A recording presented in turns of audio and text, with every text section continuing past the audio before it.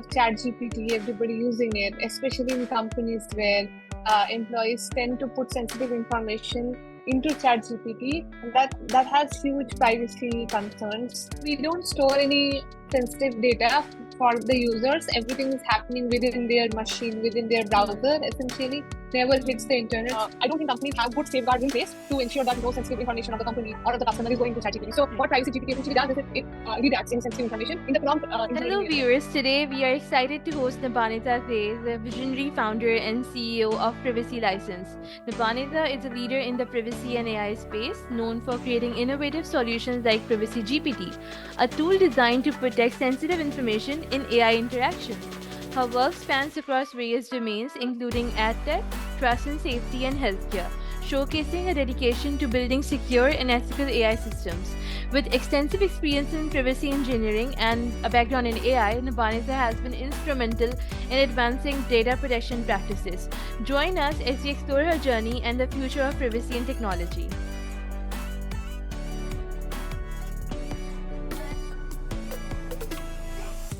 Okay, so I'll start with the first question now. What inspired you to create Privacy GPT, and how does it align with the overall mission of Privacy License? So when I created Privacy GPT, essentially what I was trying to solve is with the advent of ChatGPT, everybody using it, especially in companies where employees tend to put sensitive information into ChatGPT, that has huge privacy concerns because, as you know, that any user data, customer data needs consent before it can be used. But when people copy paste sensitive information of a company into ChatGPT, they're violating that. But there is no good ways of ensuring that every time we are using Privacy GPT, like we are using ChatGPT for something, we are actually ensuring that there is no sensitive information, because you know how people use ChatGPT. Sometimes they're in middle of doing something, they'll quickly copy paste and maybe summarize something, or they will paste code trying to see if there are any bugs in the code into ChatGPT. But at the same time, I don't think companies have good safeguards in place to ensure that no sensitive information of the company or of the customer is going to ChatGPT. So what Privacy GPT essentially does is it redacts any sensitive information in the prompt engineering layer level. That means that when you go into ChatGPT and you type something, if you have Privacy GPT installed, which is the Chrome extension, then it will automatically redact the sensitive information and it will give you an option also saying that these are all of the things that have been redacted. Would you want to unredact something? Because it can sometimes be that false positives also, that maybe something is flagging as sensitive but is not really a sensitive information. Like, for example, location is a sensitive information, but the location of a restaurant is not a sensitive information, it is public information. So for false positives like that, there is an option to select what can be redacted and what cannot be redacted, and then once you submit, then it goes into ChatGPT, and essentially what it does is it replaces the sensitive information with the tag of it. So for example, if you use somebody's name in the prompt layer, it will replace the name with the word name. So that way it maintains the context of what you're trying to get information about, and at the same time it redacts all of your sensitive information. And this happens in your device. So this happens before it even leaves your device, before it goes on the internet. It's happening like the Privacy GPT layer, it is working in your browser itself. So that way sensitive information never leaves your device. It's pretty cool. And the good part of it is, like, according to GDPR laws, if you redact any sensitive information, if it's properly anonymized, then GDPR does not apply to properly anonymized data. So that way you are complying with privacy laws, essentially. And the goal behind creating this is like right now privacy and AI governance are huge topics for the government, for everybody, and there isn't like a simple place to get started. So my thought process was, since all of these privacy laws exist to empower users essentially to take control of this sensitive information, can we put something in the hands of the users so that they can feel more empowered in terms of their user privacy? So this can not only be used by companies and putting it in hands of employees to safely and securely use ChatGPT without revealing sensitive information. This can also be used by in general users, like you and me, who want to just use ChatGPT for their personal use. It will also redact every sensitive information from there as well. Yeah.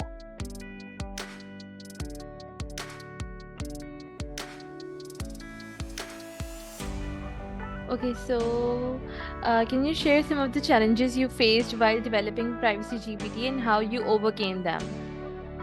Yeah, I think initially we sort of created like a list of definitions of sensitive information that would be defined as personal information, and then essentially curated an algorithm internally which essentially can redact this sensitive information. So the initial challenge was defining that list of sensitive information, but I was able to like overcome it because I have worked in this space for so long. So I have a good definition of what sensitive information is, that I have like looked across multiple websites from my personal experience of working in privacy for the last 8 years as well, across multiple companies like Microsoft, Uber, and FinTech.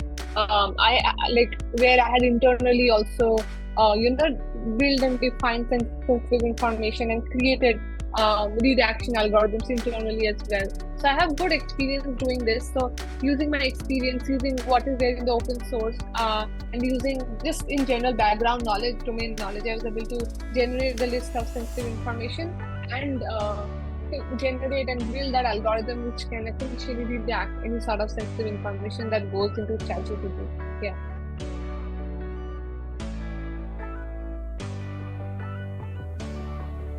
Okay, so how does Privacy GPT ensure compliance with global privacy regulations like GDPR and CCPA? I know you have hinted towards it already, but I'd want a detailed explanation for this. So first of all, we don't store any sensitive data for the users. Everything is happening within their machine, within their browser, essentially never hits the internet. So even if you are not connected to the internet at all, if you have Privacy GPT downloaded in your Chrome extension, so simply download it, go to Chrome plugin and search Privacy GPT, and you'll be able to download it in the Chrome browser. Yeah. So if it is downloaded, you'll see everything gets redacted within your machine. So that way, since we don't store any sensitive information on our side, we don't need to comply with any of those specific laws, because it's essentially everything is getting stored and redacted within your machine in your browser. And the second thing, like I mentioned, is when you're using Privacy GPT, you are automatically redacting sensitive information before it goes and hits ChatGPT. So since it's happening on your browser level and nothing leaves the machine, and the data is anonymized, like I mentioned, that according to GDPR, if the data is properly anonymized, then GDPR laws does not apply to it, because GDPR essentially is around sensitive information, personal information. So these are the two ways that we are able to like comply with various global regulations. Yeah.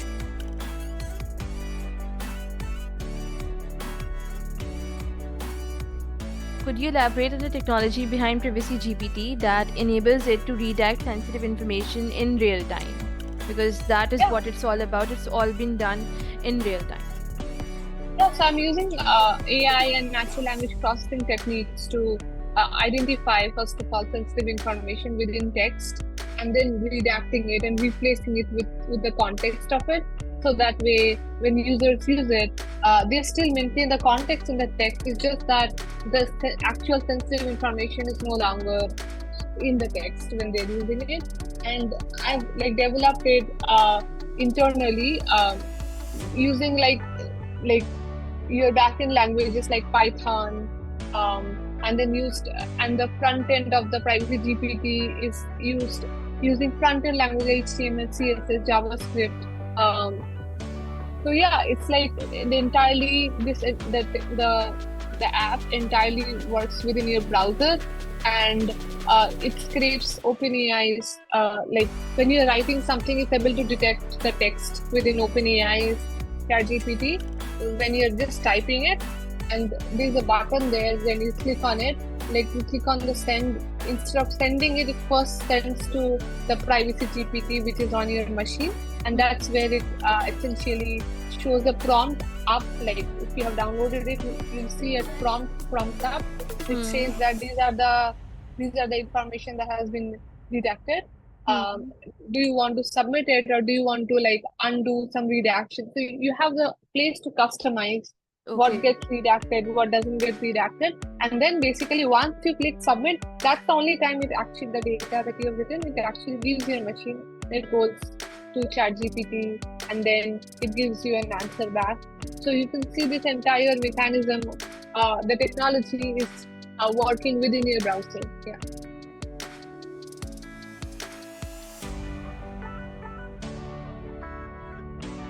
Okay, so what are your future plans for Privacy GPT and Privacy License? Are there any new features or expansions you're excited about? Yeah. So right now I'm building something completely different within Privacy License. I'm focusing more on building privacy docs using AI. So it's something that companies face a lot, especially early stage startups, where and any startups which is like essentially thinking, for them privacy becomes like a back burner, because all of the different vendors in this space, they're very expensive in general. When you're thinking about incorporating privacy by design across the company, so essentially what happens is privacy gets put on the back burner, and people only tend to prioritize it before maybe they have suddenly raised a lot of money, or they have gone IPO, or they're going to go IPO, and then there are like regulators behind them. What I want to empower is I want to empower like early stage startups to essentially incorporate privacy easily into their system, and through that there are a lot of small things that there's no guideline essentially for people to follow.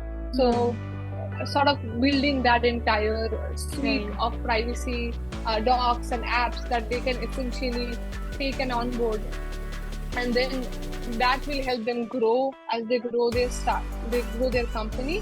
They can, because they have incorporated privacy by design so early on into the infrastructure. That is where Privacy GPT also fits in, because then everybody is using OpenAI ChatGPT, and they can also empower their employees essentially to use OpenAI ChatGPT without releasing any sensitive information. So it's part of the suite of apps that I'm offering as part of Privacy License premium offering. So that is something that I'm building. And if anybody is interested, I would ask you to reach out to me over LinkedIn for a private beta. I would be more than happy to onboard you into our suite of apps that we have built. Yeah. Wow, that sounds pretty interesting. I'm sure a lot of the people would be interested in that as well.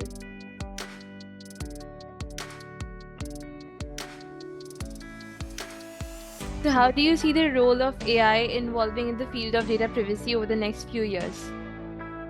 Yeah, I think AI governance is a huge topic right now, because the way you use AI, what kind of models you're using, are they safe, secure? Are you adding proper governance around it, and what kind of data you're training on? There are a lot of different small things that have come to the picture, especially with EU's AI Act, which has come into the picture. So AI and privacy are very closely interrelated at this point, because chief privacy officers are also taking on the role of chief AI officer in a lot of different companies, to essentially empower not only compliance with GDPR, but also compliance with all of the AI Act of EU that has come out. And I believe that EU is just like the starting place of all of these different regulations that comes out, and essentially gets followed by the US, by all of the different countries. So essentially, I believe that we will see AI acts and regulations, more stringent regulations in the US as well. I believe so. So it's very closely interrelated, and the way I see it is essentially companies have to comply with everything before they can operate in global markets. So not only privacy regulations but also AI regulations, and that is where there is a huge opportunity here of like getting into AI and understanding how to essentially properly use AI and safeguard the data that we are using essentially, and build appropriate models which are safe, secure, and fair and compliant with all of these different laws. Yeah.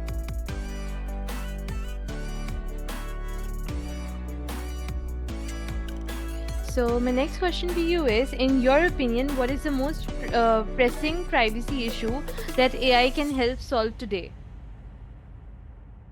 I think there are so many different pressing issues of privacy. Essentially, one of the biggest issue is that there are so many different regulations that are coming out every year, and also in different states, and often companies face like a huge problem complying with different laws that are coming out, which are essentially like the same in scope. Yet companies are struggling to keep up with different laws because there isn't like this core understanding of, there isn't a basic building blocks of privacy, and that's where I'm trying to build the building blocks of privacy through privacy license. So essentially companies can comply with any laws that comes out using it, and I'm using AI to do so, of like building these building blocks, or you can say Legos of privacy, which essentially any new law that comes out, they would already have complied maybe like 70%, 80%. There, I don't think the laws essentially change so much differ so much from each other. There are some definitions which are different, but essentially the core of it is the same. So then they would already have complied like 60% or 70% with one law, and then when the next law comes out, they already have complied significantly, and they have to do only a little bit more. And I think that's where AI is useful and helpful, and that's how I'm using AI in privacy license to do so. Yeah.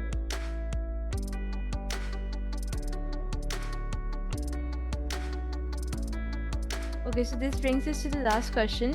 You've been recognized for your efforts in inclusion and diversity. What advice would you give to women looking to enter the fields of AI and data privacy? Yeah, I think the biggest advice I would give is like, if you're in a company and you want to essentially get into data privacy or AI, like right now, privacy and AI touches everything. Like any website you go on, you'll see in the bottom there's privacy choices, or or AI in general is getting baked into every single product that is out there right now. So no matter what team you're on, what company you work for, there must be some use case. If there isn't automations done and you're doing something manually, AI can help you like automate a lot of different things. Like, wouldn't completely replace all automations, but can help you automate and hasten a lot of your work. So one thing could be like, you're in a role where you're not already using AI. You can think of what are some of the small automations that you can do using AI, and reduce the time that is spent in doing the work. Very right. Then from the privacy standpoint, every role essentially in the company is somehow related to privacy, because if you think about it, like sensitive companies essentially who use and leverage sensitive information or customer information, employee data or customer data. If you're in a role where you touch any sort of employee or customer data, you are essentially somebody who is supposed to be using privacy, like should be working in privacy in some way or the other. So if you're in a role where you see any of the systems, anything you do that uses sensitive information, that uses customer data, employee data, doesn't matter, you're in HR, you're in IT, you're in legal, you're in engineering, you're in product, it could be in any role essentially. You'll see that if you're seeing that there is you touch any sort of sensitive information, customer information, employee information, then if you don't know any privacy regulations or any privacy technology or privacy by design or anything of that sort is already applied to your team, maybe this is a good start to like start thinking about how you could incorporate privacy into the systems that touch sensitive information, customer information, employee information. And so I have something called privacy champions that I have built, where essentially different employees from different companies come together to like in general discuss about learn about privacy and how they could incorporate privacy into their environment, to their systems. And it's completely free. It's like a community that I have built. So if anybody is interested, again, please reach out to me, and then I'll be more than happy to add you into that community so that you can start learning about how to incorporate privacy in your environment, in your company. And yeah, it's a great place to learn. And also, maybe you are a expert in privacy. It would be a great place to also share your domain knowledge with all of these people from different companies who are there, and basically become a domain expert that you already are in this community as well, by just exchanging information and learning also in the way, because there's so many in privacy, so much domain knowledge that gets lost within conversations. So having this one place to like sort of capture these domain knowledge is sort of my goal behind creating privacy champions. Yeah. That's very thoughtful of you. Thank you so much for sharing so many advices and even your poem that you talked about. So thank you so much. Yeah, absolutely. It's my pleasure. I'm so grateful to be and honored to be part of this podcast. It's so wonderful that you're doing this initiative of like talking to different domain experts and having this platform to share the information and the knowledge that I have. So I'm really grateful for you to invite me on your podcast. Yeah.